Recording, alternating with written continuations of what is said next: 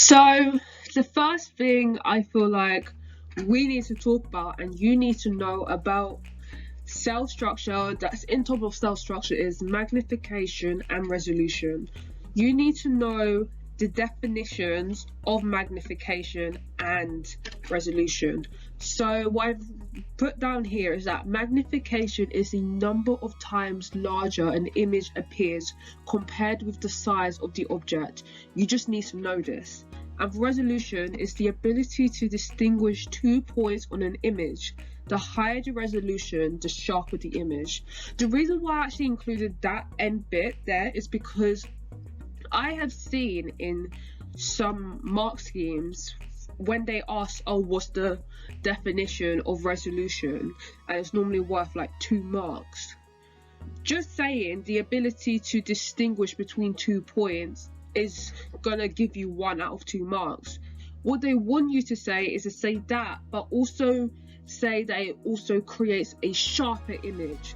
So yes, learn that resolution is the ability to distinguish between 2 points, but also learn that a higher resolution means a sharper image, a fine image, a sharper image, a better image, something like that. If you learn that and get that ingrained in your head, whenever you see that type of question in your exam paper, you will get those 2 marks. So please do that.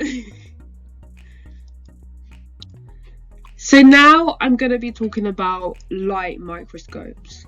In terms of light microscopes, I have put the advantages and disadvantages of them because that is very important, and I do know that exam boards will ask these types of questions, so it is a must to know them. At least know a few of them, but it's good to know. So the advantages are that it's relatively cheap, easy to use, it's portable, and you are able to use it like in school. You are using it in school and you can use it in laboratories. That's what it means, is portable, you know, easy to carry. You can view specimens in color, and you can view living specimens, alive specimens. Like these specimens can be alive or dead, to be honest, but the advantage is that you can view live specimens. So the disadvantages is that it has a low resolution, which is maximum for most, if not all, light microscopes is 1500, and they have a low resolution, which is around 200 nanometers. And it is difficult to see smaller organelles such as ribosome and the Golgi apparatus. Remember though, with a light microscope, you can see organelles, larger organelles like the nucleus and possibly the chloroplast, because they are large organelles. I have seen in a question, I remember doing a question when they were like, what can you see with a light microscope? And they gave you marks for you saying, oh, you can see a nucleus, for an example. Or I think I've also seen a question where it was like, why can you see the nucleus in a light microscope? And the answer to that was basically that the nucleus is the largest organelle. Because it's a large organelle, that's why you can see it under a light microscope. So it's very important for you guys to know that although yes, you can't see these small organelles like the ribosome, the RER, but you can also see the nucleus and the chloroplast. Well, those are the 2 main things that you can see anyway with a light microscope. So very important for you guys to know that. Now you have the laser scanning, also known as the confocal microscope. So these microscopes have depth selectivity and can focus on structures at different depths within the specimen.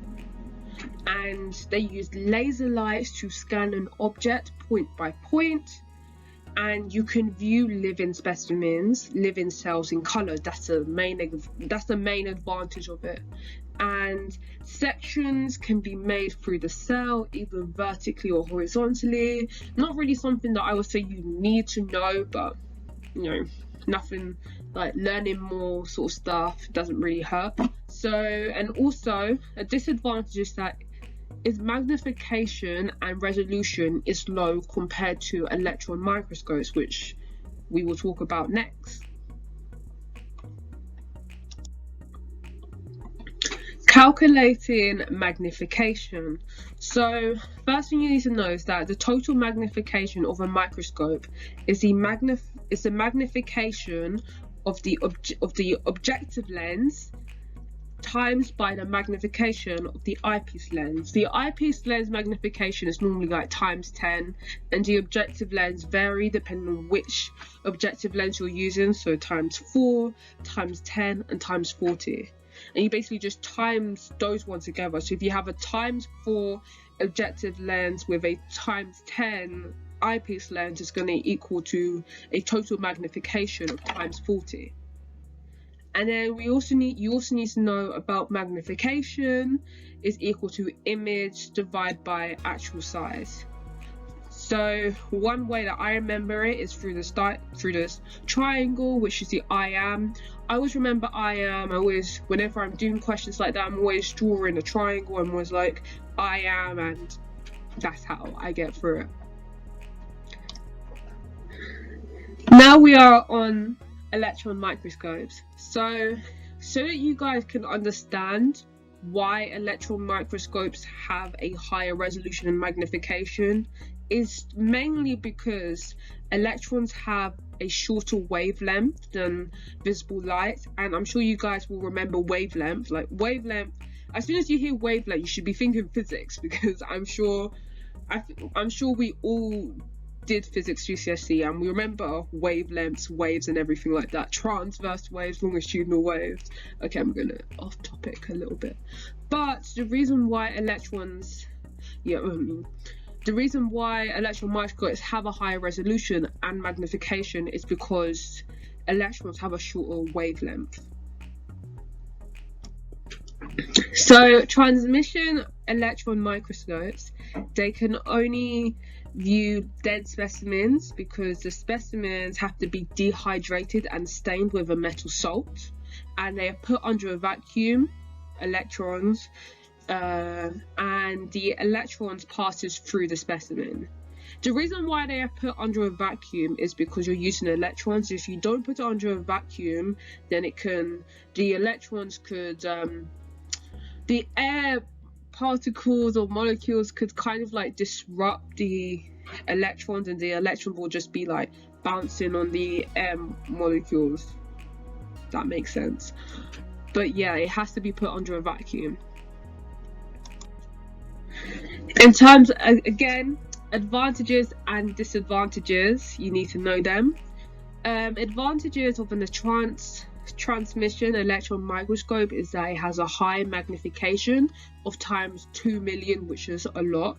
It has a high resolution of 0.1 nanometers, and it looks at smaller organelles such as the ribosome and the Golgi apparatus. I have seen in mark schemes, it is actually very important for you guys to have an idea of the resolution and the magnification, because I have seen like questions asked what is the resolution of a transmission electron microscope. So it is very important for you guys to just have it at the back of your head that it's around 0.1 nanometers. So very important. And the disadvantages of a transmission electron microscope is that specimens can only be viewed in black and white, so there's no color, black and white, no color at all, and the specimens have to be dead. As I said, they are dehydrated and they are put under a metal salt that I've said before, and they only produce a 2D image of the cell, because in real life these cells are not 2D, they are 3D. So a disadvantage to using a transmission electron microscope is that it produces a 2D image. The obvious ones are that it's larger and is very expensive, and that it requires a lot of skill and training to use. So not just anyone, like not just me who has like no experience or skill in electron microscopes can use it, because I would not be able to know what I'm doing. And maybe you too, like, so it does require a lot of skill, unlike the light microscope. Like, I can use a light microscope, and I'm sure you can use a light microscope.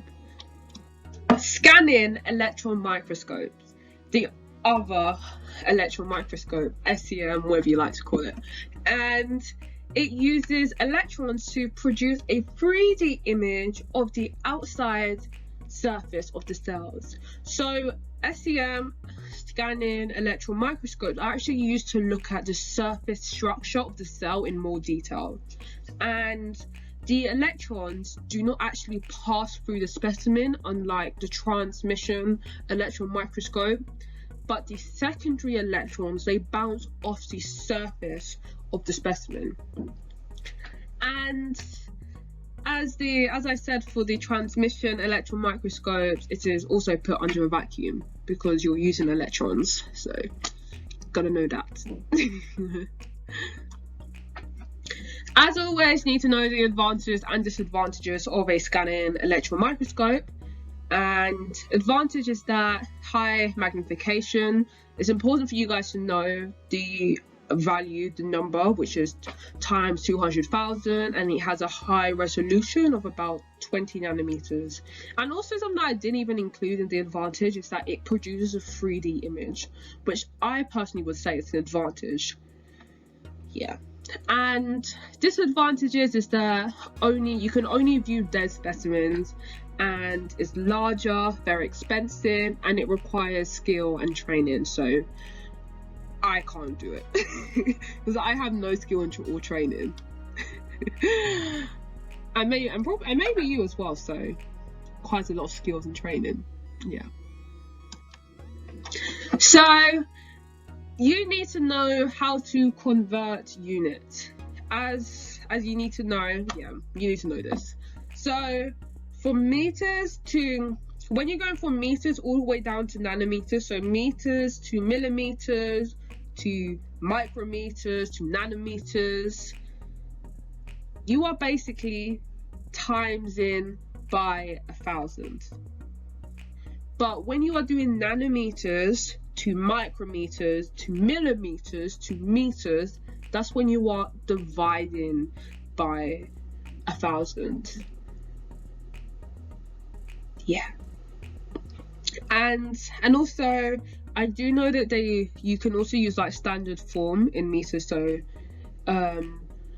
in meters, for I think millimeters is times 10 to the minus 3, and then micrometers is times 10 to the minus 6, and then nanometers is times 10 to the minus 9 meters. Obviously they're in meters, so yeah, you just need to know this. So unfortunately, and maybe fortunately, you need to know this.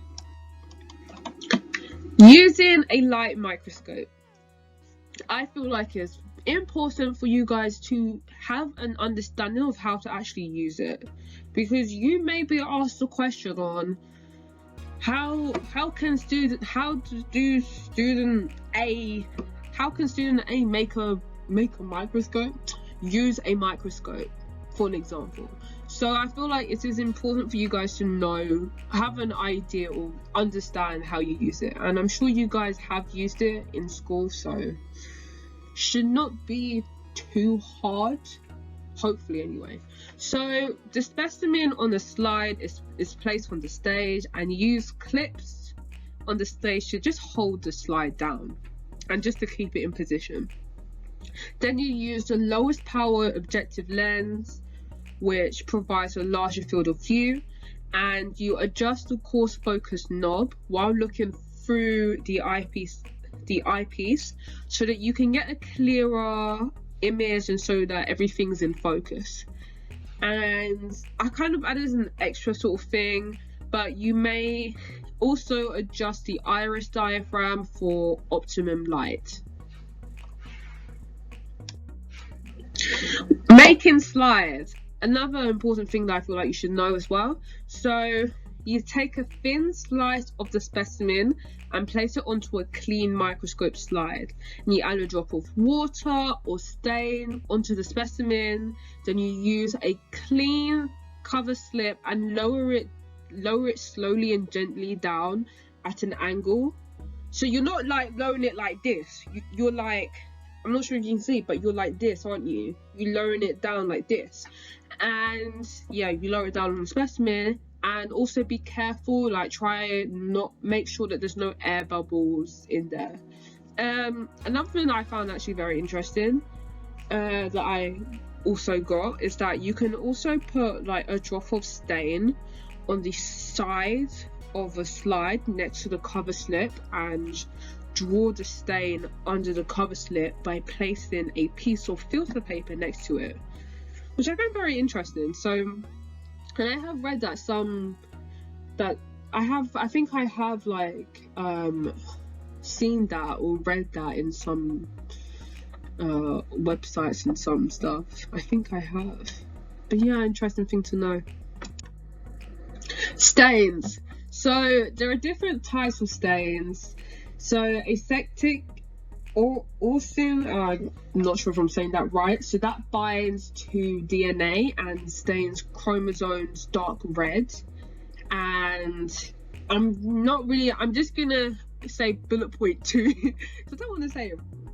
These stains cytoplasm, Sudan red, stains lipids, iodine in potassium iodide solution, stains cellulose yellow, which is in cellulose, as you may know, is in plant cells. It's the plant cell, the cell wall. It's in the cell wall. Yeah, cell wall, that's it. And they stain starch granules blue-black. I will do a video. I think I will do a video on that kind of topic of biology. And methylene blue is an all-purpose stain, so it stains everything. So what is the purpose of stains? Because I have seen in exams that they've actually asked you what is the point of staining, or they've asked you sort of similar question like that. So I'm gonna answer it for you. What is the purpose of stains?